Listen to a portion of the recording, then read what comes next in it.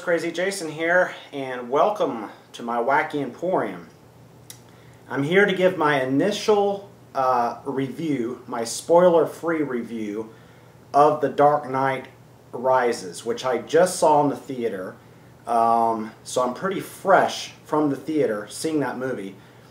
And then I will continue this review, but I'm going to break it up into two parts. I'm going to do this my initial thoughts, spoiler free, and then I'm going to come back in a couple of days and give you guys some more in-depth thoughts about the film, because I have a lot of things on my mind and I'm still trying to collect all of my thoughts even as I speak. Before I get to the review, I just don't feel right not mentioning the tragedy that happened at the movie theater in Colorado.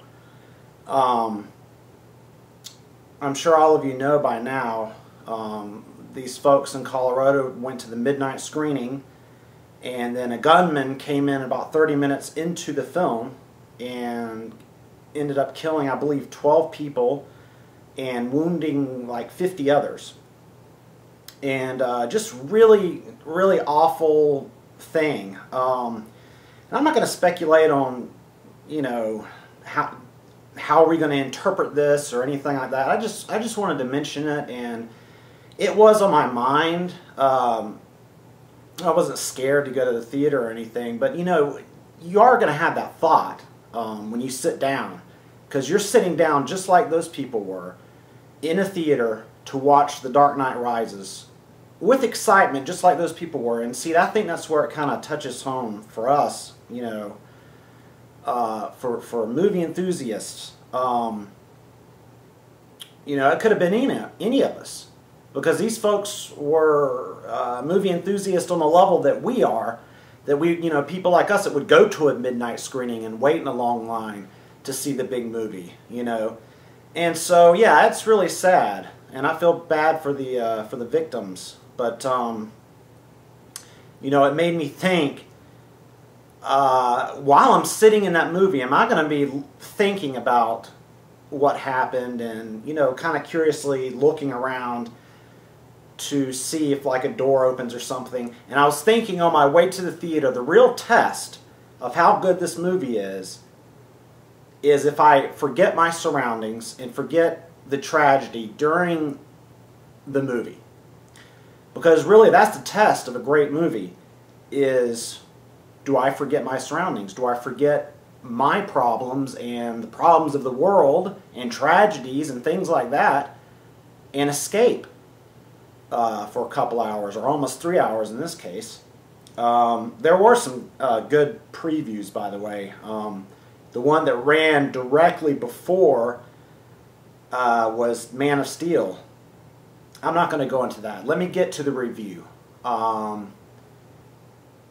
Yes, it did make me forget my surroundings. Therefore, I do believe this is a great film. Is it Nolan's best movie to date? I'm not sure. I don't think so. You see, I think that Inception and The Dark Knight were very tightly woven films. You know, on a technical level and on a screenwriting level, just structurally and editing and everything, just on a structural level, those films are, you know, I hesitate to use the word masterpiece because I don't want to throw that word around too much, but they're great films. What I think The Dark Knight Rises is a great Batman film, and in my early impression is that it's the best Batman film. The reason why is because it hits you on a gut level, on a real emotional level. It strips everything away from Bruce Wayne, and you really go to the core of this person, and to the core of a lot of the other characters as well. Now, leading up to going to see this movie, I went back and watched Batman Begins, which I hadn't seen in probably 5 years, and of course The Dark Knight, and then this. They're all three different movies, and yet taken as a whole, it's an almost not perfect, but it's a damn good trilogy. I'll say that. And this movie is a great end to the trilogy. It just, everything ties together. You go back, he pulls from the first one through the second one and all the way to the end. And Batman Begins was a really solid origin movie. I liked it more when I saw it just a couple of days ago than I did when I saw it initially.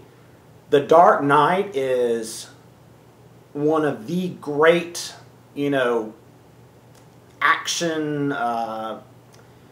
superhero. For me, it is a superhero movie, and you know, it just probably one of the greatest superhero movies on a technical level, on a level of excitement and suspense and great characters. You know, Heath Ledger's the Joker.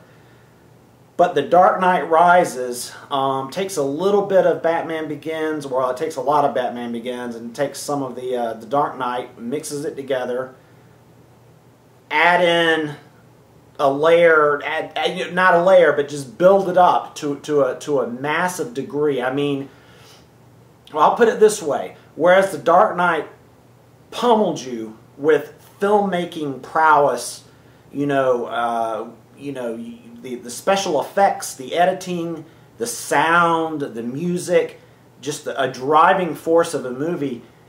This movie, The Dark Knight Rises, pounds you right in the gut, gets you on a, right to your heart, to your soul. I think it really, for me, it had a lot of emotions, and probably the first Batman movie to be a real tearjerker. You know what I mean? A deservedly so tearjerker. Tom Hardy as Bane. Again, he was great, but this is why I have to keep this review short, because there's not really a lot we can talk about without going to the spoilers, because the spoilers are at the heart. I mean, it's hard to talk about this movie. I will say this. Everybody did a great job. Anne Hathaway as Catwoman. I like the introduction of her character. What can I say? I think she made a great Catwoman, physically and otherwise. Gary Oldman, I think this was his best performance of the three movies, and I think it was because of the material he was given. He had a really big role in this movie, and he brought a level of emotion to his role in this movie that even transcended the earlier movies. Joseph Gordon-Levitt as John Blake, Morgan Freeman as Lucious Fox, all were given, good time. They weren't just, like some of the older Star Trek movies, some of the cast members were just there because it's like, oh, we've got to have Uhura, we've got to have Chekhov. It wasn't like that at all. Everybody was given their time and was given depth to their characters. Then, of course, Michael Caine as Alfred.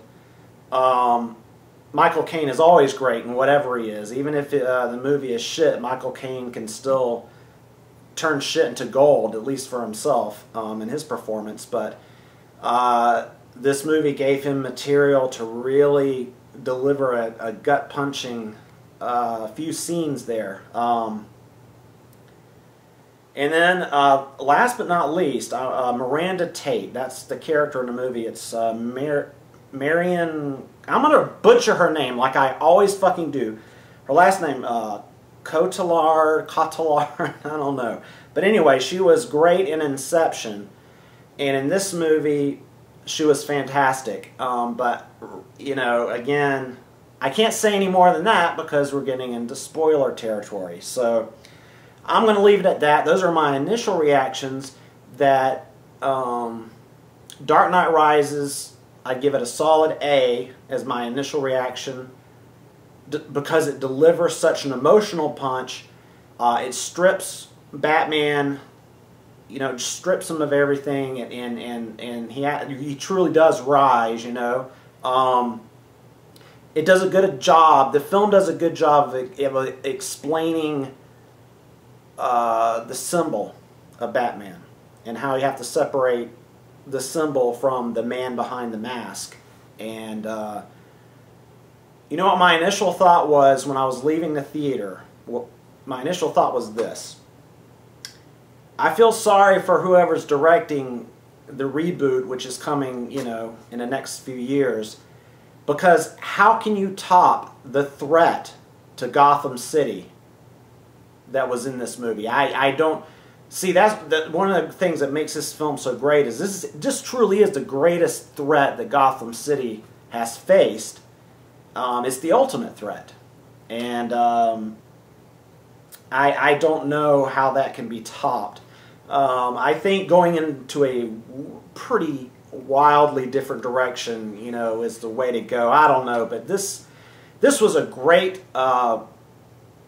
ending to a, you know, trilogy, and a lot of movies can't pull that off. I'm thinking of Spider-Man 3, you know, in particular. Now I've read some reviewers that have said The Dark Knight Rises is bloated, and I can see what they're talking about, but I don't get that. Now, I had my reservations about halfway through the film. Then it started picking up. I still had my reservations going towards the end because I didn't know if Nolan could put all the puzzle pieces together so well, you know, to tie it all up, but he did. So, kudos. And yeah, I think it deserves a solid A, and more than fitting into Nolan's trilogy. So I'm going to leave it at that. Those are my initial impressions, and then I'm going to put up more in-depth thoughts in a few days. So thanks for watching. I'm Crazy Jason, and you've been in my Wacky Emporium, baby.